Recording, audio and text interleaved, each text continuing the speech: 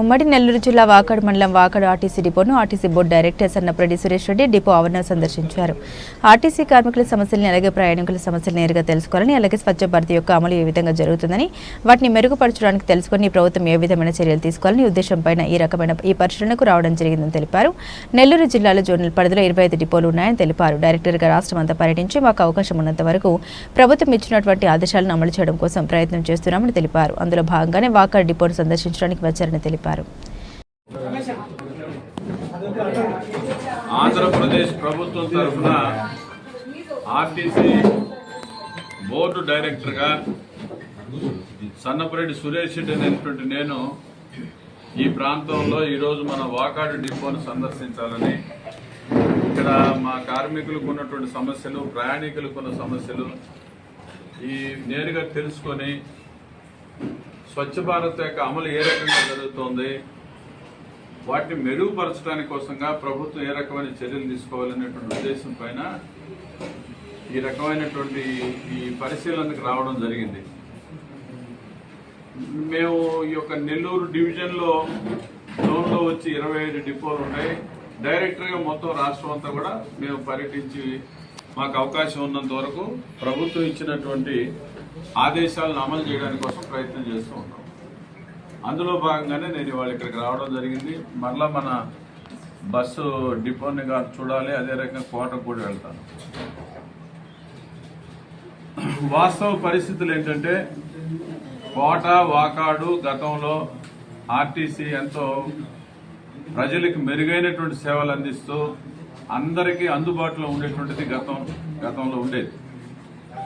ఇక్కడ రాజకీయంగా కూడా పెద్దలు అటు కోట వాకాడులో వాళ్ళ పలుకుబడి కారణం చేత కూడా ఎక్కువ బస్సులు కూడా నడపడం మనం చూసాం. అయితే వ్యక్తిగతంగా నేను ఎవరిని ఆపాదించడం లేదు, కానీ కరోనా తర్వాత చాలా బస్సులు మన రాబడి రావడం లేదని, నష్టాల్లో ఉందని చెప్పి మనం తీసేయడం జరిగింది. కానీ ఇప్పుడు మళ్ళా కాలక్రమంలో గ్రామీణ ప్రాంతాలకి చాలా బస్సులు మెరుగుపడాల్సినటువంటి అవసరం ఉంది.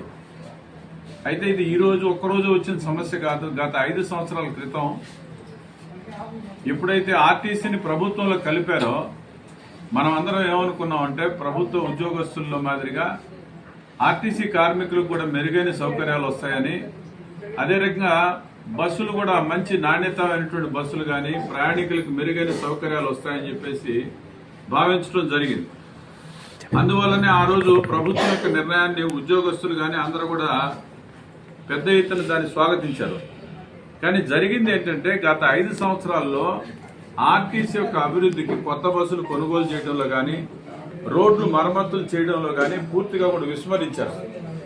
విస్మరించడమే కాకుండా ఆర్టీసీ యొక్క వనరులు ఏదైతే ఉన్నాయో, అంటే ప్రధానమైనటువంటి డిపోలను కూడా తనఖా పెట్టేశారు. వీటి మీద కూడా లోన్స్ తీసుకొచ్చేసి పెద్ద ఎత్తున ఆయన యొక్క సొంత కార్యక్రమాలు నిర్వహించడం జరిగింది. దాని కారణం చేత ఆర్టీసీ ఇవాళ బస్సులు ఇందాక మనవాళ్ళు చెప్పారు 15 లక్షలు 16 లక్షలు తిరగడం, వర్షం వస్తే ఉరవడం, లేకపోతే కనీస వసతులు లేకుండా పోవడం. వీటి కారణం ఏంటంటే, విపరీతమైన గుంటలమయమైనటువంటి ఒక రోడ్ల కారణం చేత బస్సులు కూడా పూర్తిగా డ్యామేజ్ అయినాయి. ఏ బస్సు కూడా ఒక్క కొత్త బస్సు కొనేటువంటి పరిస్థితి కూడా లేదు. కానీ ఇప్పుడు కూటమి ప్రభుత్వం వచ్చిన తర్వాత చంద్రబాబు నాయుడు గారు, అదే రకంగా మన యొక్క జనసేన నాయకులు పవన్ కళ్యాణ్ గారు, వీళ్ళ యొక్క ఆలోచనతో కేంద్ర ప్రభుత్వం నరేంద్ర మోడీ గారు కూడా ఆంధ్రప్రదేశ్ కోసం ప్రత్యేకించి ఆలోచన చేస్తున్నారు. ఈ యొక్క ఆర్టీసీలో ఉన్నటువంటి స్థితిగతులను పరిశీలన చేసిన తర్వాత వాళ్ళు కేంద్రం నుంచి ఈ యొక్క ఏదైతే డీజిల్ ఖర్చులు ఇవన్నీ విపరీతంగా పెరిగిపోయినటువంటి కారణం చేత ఎలక్ట్రికల్ బస్సులు ఏదైతే ఉన్నాయో వాటికి ఎలక్ట్రికల్ బస్సులు రాబోతున్నాయి. బ్యాటరీలతో నడివేటువంటివి, అదే రకంగా ఎలక్ట్రికల్ బస్సులు ఈ రకంగా వస్తాయి. ముందుగా ఒక 700 బస్సులు కూడా పట్టణ ప్రాంతాలకన్నింటికి కూడా ఇవ్వడానికి కేంద్ర ప్రభుత్వం నుంచి ఇవ్వాల్సిన సబ్సిడీ మొత్తం కూడా ఇచ్చేయడం జరిగింది. దాని తర్వాత ఇప్పుడు మనకి దానికి కావాల్సిన ఇన్ఫ్రాస్ట్రక్చర్స్ ఇవన్నీ తయారు చేసుకోవాలా. మధ్యలో వచ్చే లోపుగా కూడా కొన్ని కొత్త బస్సులు కూడా ఎప్పటికప్పుడు కొంటున్నారు. ప్రభుత్వం ఈ కొత్తగా ఈ సంవత్సరం వచ్చిన తర్వాత మన ఇక్కడికే ఒక 13 బస్సులు కొత్త బస్సులు కూడా రీప్లేస్మెంట్కి రావడం జరిగింది. 14 బస్సులు రీప్లేస్ చేయడానికి కూడా రావడం జరిగింది. దీన్ని బట్టి మనకు అర్థమవుతుంది ఏంటంటే, మన యొక్క కూటమి ప్రభుత్వం ఏదైతే ఉందో తెలుగుదేశం చంద్రబాబు నాయుడు గారి యొక్క నాయకత్వంలో నడుస్తున్నటువంటి ఎన్డీఏ ప్రభుత్వం ఆర్టీసీలో ఉన్నటువంటి వాస్తవ పరిస్థితులను అర్థం చేసుకున్న తర్వాతనే వెంటనే ఎక్కడైతే ఎక్కువ సంవత్సరాలు తిరిగి నిరుపయోగంగా ఉన్నటువంటి బస్సుల స్థానంలో అత్యధికంగా కొత్త బస్సుల్ని ప్రవేశపెట్టడం జరుగుతుంది. ఆ రకంగా కూడా కొంత ప్రయత్నం జరిగింది. రెండవది, రోడ్లు వెంటనే యుద్ధ ప్రాతిపదిక పైన వాటినంతా కూడా రిపేర్ చేయించడం జరిగింది. ఇప్పుడు మూడవది, ప్రధానంగా చంద్రబాబు నాయుడు గారు ప్రతి వారానికి ఒకసారి ఆర్టీసీలో ప్రయాణికులకి ఏ రకమైన సౌకర్యాలు అందుతున్నాయి, అక్కడ ల్యాబొరేటరీస్ కానీ, పారిశుధ్యం కానీ, అక్కడ కార్మికుల యొక్క పరిస్థితి ఏందనే చూస్తున్నారు. కార్మికులకి గత ప్రభుత్వంలో నైట్ హాల్ట్ చేసినటువంటి వాళ్ళకు కూడా వాళ్ళకి 300 రూపీస్ ఎక్స్ట్రా అలవెన్స్ ఇచ్చేవాళ్ళు. అవి కూడా క్యాన్సిల్ చేశారు.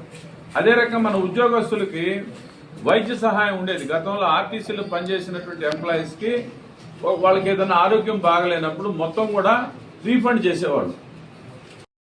కూడా లేదని చెప్పి గత ప్రభుత్వం తీసేసింది. ఇవాళ బోర్డులో ఉన్నటువంటి మేము కానీ, ఎండీ గారు కానీ, చైర్మన్ గారు కానీ ప్రభుత్వం దృష్టికి ఇప్పటికే దఫదఫాలు తీసుకుపోవడం జరిగింది. ఎందుకంటే ఆర్టీసీ కార్మికులు ఇవాళ అనేక రకాల కష్ట నష్టాలతో వాళ్ళు సుదూర ప్రాంతాల నుంచి వచ్చి అనేక రకాల స్ట్రెస్ తో వాళ్ళు ఉద్యోగాలు చేస్తున్నారు. ఎందుకంటే గత 10 సంవత్సరాలుగా రిక్రూట్మెంట్ లేదు.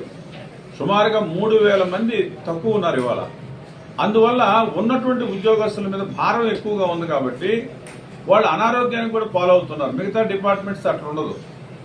అందువల్ల దయచేసి వీళ్ళని ప్రత్యేకంగా చూడాలా. ఆర్టీసీ అనేది మాస్ ఆర్గనైజేషన్ కాబట్టి వాళ్ళకి ఆ సౌకర్యాలు కూడా మెరుగుపరచమని ఇప్పుడున్నటువంటి ప్రభుత్వంలో ఉన్నటువంటి మాలాంటి చైర్మన్స్ నలుగురు కానివ్వండి, అదే రకంగా మన యొక్క ఎండీ గారు కానీ వీళ్ళంతా కూడా ప్రయత్నం చేస్తున్నారు. అంతేకాదు అరియర్స్ ఉండేటువంటివి ఆర్టీసీ కార్మికులకి, ఆ అరియర్స్ మొత్తం కూడా బాకీ పెట్టిపోయి ఉద్యోగస్తులకి అందరికీ బాకీ పెట్టాడు. అట్నే ఆర్టీసీలో కూడా అవన్నిటిని కూడా చెల్లించుకుంటూ ఈ ప్రభుత్వం వాళ్ళకి ఒకవైపున ఆర్టీసీ కార్మికులు, అధికారులు 2 కళ్ళు ఇవి. వీళ్ళందరినీ కూడా గౌరవంగా చూసుకుంటూ వాళ్ళ ప్రమోషన్స్ కూడా స్టెప్ బై స్టెప్ ఇచ్చుకుంటూ ట్రాన్స్ఫర్స్ కూడా ఇవన్నీ కూడా ఆగిపోయి అస్తవ్యస్తమైన పరిస్థితి ఉండేది. కాబట్టి గ్రామీణ ప్రాంతాల్లో చాలా మంది ప్రజలు వాళ్ళ ఆర్టీసీ బస్సులు కోరుకుంటున్నారు. వాళ్ళ కోరిక